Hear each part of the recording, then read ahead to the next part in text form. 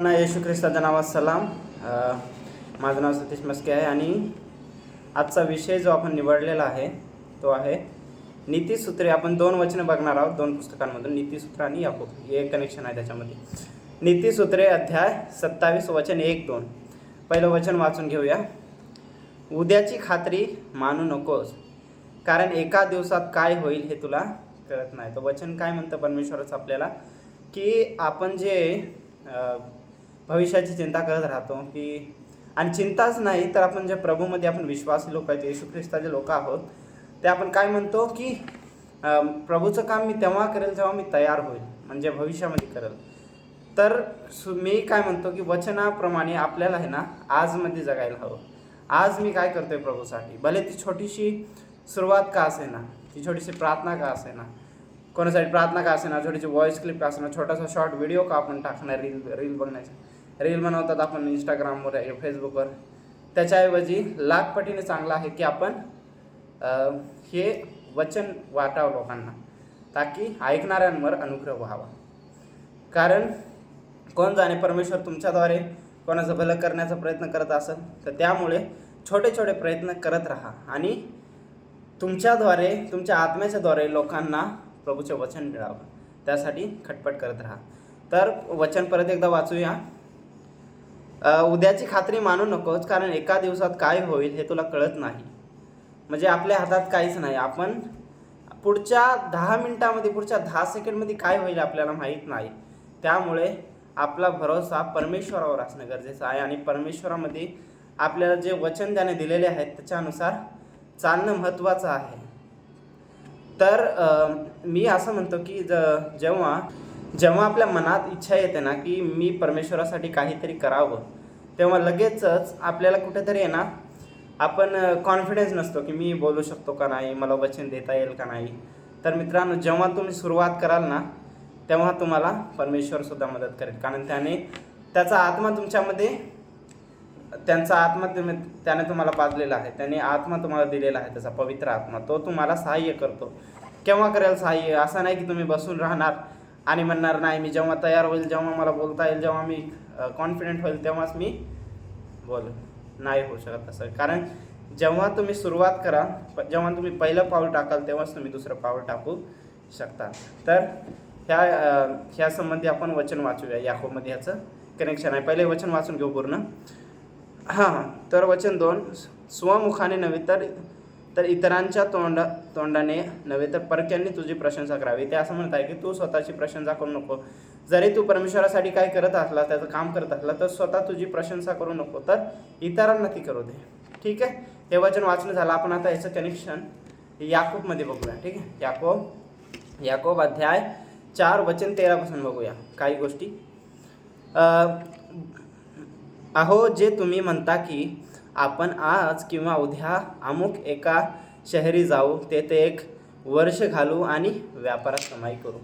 आता इथं लिहिलं आहे व्यापाराबद्दल, पण आपण याला घेऊ आत्मिकरित्या.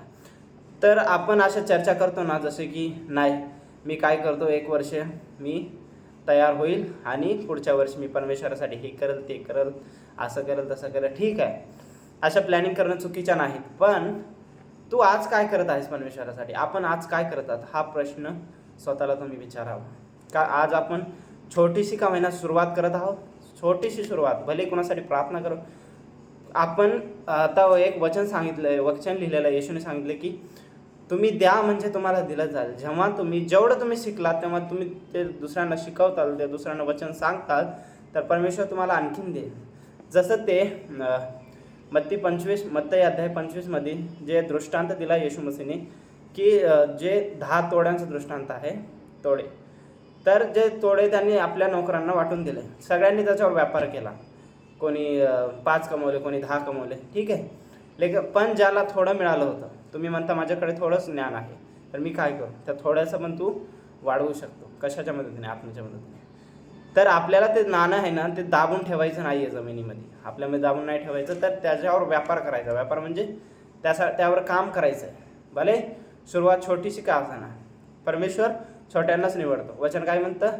हे लहान कळपा भिवू नको, कारण तुझ्या पित्याला हे बरे वाटले की तुला राज्य द्यावे. त्याने आपल्याला त्याच्या राज्यामध्ये ह्यासाठी बोलवले की आपण त्याचं काम करावं आपण परमेश्वरामध्ये येऊन, विश्वासामध्ये येऊन एका जागेवर नाही बसू शकत. माझा उद्धार झाला, आता मी काय काम नाही करणार, मी चर्चला जाईन संडे टू संडे, बस तेच माझं जीवन, असं नाही होऊ शकत. तुम्हाला परमेश्वराचं काम करायलाच लागेल, कारण परमेश्वराने त्यासाठीच तुम्हाला त्या संसारामधून निवडलेलं आहे.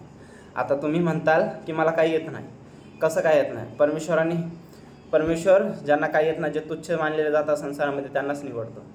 जर परमेश्वराला चांगलं बोलणारच पाहिजे तर त्याने चांगलं बोलणारं का नाही निवडलं? नाही, त्याने तुम्हाला निवडलं. तुम्हाला तो त्याच्या आत्म्याच्याद्वारे सर्व काही शिकवेल. कारण तुम्ही म्हणता मला बोलता येणार नाही, तर ज्याने हे सर्व जग व त्यातील सर्व काही बनवलं त्याचा आत्मा तुमच्यामध्ये वास करतो. तेव्हा तुम्ही किती पण निर्बळ असला तरी तुम्ही सामर्थ्यशाली आहात, कारण परमेश्वराचा आत्मा तुमच्यामध्ये कार्य करतो. तर त्या आत्म्याचं सामर्थ्य समजा, त्या आत्म्याचं सामर्थ्य परमेश्वराकडे मागा आणि त्याच्या कामाला सुरुवात करा. भले छोटीशी संगती बनवा, 4-5 2 लोक किंवा असं ना, पण सुरुवात करा. कारण जेव्हा तुम्ही सुरुवात करा, परमेश्वर तुम्हाला चालवत. पुढं वचन वाचूया. अहो जे तुम्ही म्हणता की आपण आज किंवा उद्या अमुक एका शहरी जाऊ, तेथे 1 वर्ष घालवू आणि व्यापारात कमाई करू, त्या तुम्हाला उद्याचे समजत नाही. तुमचे आयुष्य ते काय? याकोब म्हणतोय तुमचं आयुष्य काय आहे? आपण मानवांचं आयुष्य काय आहे? आपण आज आहोत तर उद्या नाही. तर तुम्ही जेव्हा म्हणता मी उद्या कराल, तर ते काम आज का नाही करू शकत? कारण जे काय आहे ते आजच आहे. सुरुवात आज करा. सुरुवात करण्याचा सर्वात चांगला दिवस म्हणजे आज असतो. ठीक आहे, पुढं वाचूया. त्या तुम्हाला उद्याचं समजत नाही. तुमचे आयुष्य ते काय म्हणतोय? तुम्ही वाफ आहात, ती थोडा वेळ दिसते आणि मग दिसेनाशी होते. पाण्याची वाफ असते ना, ती थोडा वेळ दिसते आणि गायब होते. तसं आपलं जीवन आहे आपल्या मानवाचं. तर त्या जीवनामध्ये आपल्याला परमेश्वरासाठी असं काय करायचं आहे की त्याच्याद्वारे कित्येकांचा आत्मा वाचवला जावा.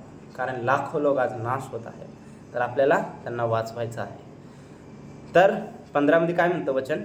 असे न म्हणता प्रभूची इच्छा असेल तर आपण जगू व अमुक करू असे म्हणा. तर पण काय म्हणतो तो? जर तुम्ही परमेश्वराचं काम कराल आणि आता एक वापेचं उदाहरण आहे. येशूने सुद्धा या गोष्टी सांगितलेल्या आहेत की तुम्ही उद्याची चिंता कशाला करता. तर येशू ख्रिस्ताने सांगितलेलं आहे की तुम्ही आपल्या डोक्याचा केससुद्धा पांढरा किंवा काळा करू शकत नाही. आपल्या हातामध्ये छोटीशी गोष्टसुद्धा नाही. एक चिंता करून आपण आयुष्याची दोरी हातभर सुद्धा वाढवू शकत नाही. त्यामुळे प्रभू म्हणतो आपण पूर्णपणे आहे ना येशूवर अवलंबून राहिलं पाहिजे. हर गोष्टीमध्ये, शिक्षेमध्ये, भविष्यामध्ये जे काही चिंता आहे तुम्हाला सर्व काही येशू ख्रिस्तावर टाकायचं आहे. कारण वचन म्हणतं तुमचं ओझं माझ्यावर टाका. तर आपण विषयाकडे परत येऊ. असंही नाही म्हणता प्रभूची इच्छा असेल तर आपण जगू व अमुक करू असे म्हणा. प्रभूची इच्छा असेल तर आपण जगू, प्रभूची इच्छा असेल तर मी जगल. आणि जर प्रभूमध्ये तुम्ही बरोबर चालत आहात, येशू ख्रिस्तामध्ये तुम्ही बरोबर त्याच्या वचनानुसार चालत आहात, तर तुम्ही मेलात तरी प्रभूचे काय म्हणता पौलुस काय म्हणतो? माझ्यासाठी जगणे ख्रिस्त आहे आणि मरणे हा लाभ आहे. तर आपण जगू किंवा मरू, आपण आहोत ख्रिस्ताचे. तर वचनामध्ये परत येऊ. आता तुम्ही गर्विष्ठ आहात म्हणून फुशारकी मारता. अशी सर्व प्रकारची फुशारकी वाईट आहे. तर आपण परमेश्वरासाठी काहीतरी करतो याची फुशारकी आपण मारू नये. कारण आपण जे करतो त्याच्यासाठी ते काहीच नाही जे त्याने आपल्यासाठी केलं आहे. त्याने आपल्यावर पहिलं प्रेम केलं. प्रेम हे नाही की आपण त्याच्यावर करतो. प्रेम हे आहे की त्याने आपल्यावर प्रेम केलं आणि आपण जेव्हा पापीच होतो, जेव्हा त्या दलदलीमध्ये आपण फसलो होतो, तेव्हाच ख्रिस्ताने आपल्यासाठी आपला प्राण दिला आणि आपल्या पापाचं बलिदान त्याने त्या क्रूसावर केलं. आणि आपण त्याच्या त्या बलिदानाने फुकट धर्मी ठरवले गेलो. तर आता आपण फुशारकी मारू नये. तर पुढं काय म्हणतो? चांगले करणे करत असून जो ते करत नाही त्याचे ते पाप होय. आता पाप म्हणजे चांगले करणे काय आहे? आपल्यासोबत चांगले झाले. काय चांगले झाले की आपण त्या संसाराच्या दलदलमधून परमेश्वराच्या राज्यामध्ये आलो. तर आपण जे परमेश्वराचं राज्य आपल्याला मिळाले ते आहे चांगले. तर ते चांगले आपल्याला करायचे माहीतसुद्धा आहे. कसा प्रचार करायचा, कसं वचन द्यायचं आपल्याला माहीतसुद्धा झाले. भले ते छोट्याशा लेवलवर का असे ना, जर आपण ते चांगले करायचं माहीत झालं आणि आपण ते चांगलं केलं नाही तर ते पापामध्ये जातं. वाईट आहे. कारण वचन तुझ्याजवळ असून सुद्धा तोडे तुला दिले होते तरी पण तू त्याच्यावर व्यापार नाही केलास, तर तू त्याला जमिनीमध्ये लपवून ठेवलं. जे टॅलेंट आपल्याला परमेश्वराने दिलं आहे, चांगलं बोलण्याचं, चांगलं गीत गाण्याचं, जे काय असेल ते, तर ते आपण आपल्या ह्या जमिनीमध्ये दाबून ठेवू नये. तर त्याचा वापर परमेश्वराच्या राज्यासाठी हो. चांगले करण्याचे ठाऊक आहे आपल्याला सर्व माहिती आहे. हे पाप आहे, हे पाप आहे, हे पाप आहे, हे पाप नाही, हे सगळं आपल्याला माहीत आहे. तरी पण आपण त्याच्या इच्छेच्या विरुद्ध कार्य करतो, त्यालाच पाप म्हणतात. प्रभूने तुम्हाला का निवडले? कारण तुम्ही त्याचं काम करावं. तुम्ही असं नाही म्हणू शकत मला काही येत नाही. पेत्राला काय येत होतं? आज तो कलिसियाचा, मंडळीचा पाया आहे पेत्र. ठीक आहे. तर आशा करतो की तुम्हाला गोष्टी समजल्या असतील, आणि जर काही चूक झाली असेल तर मला क्षमा करा. परमेश्वर तुम्हाला आशीर्वाद देवो. आमेन.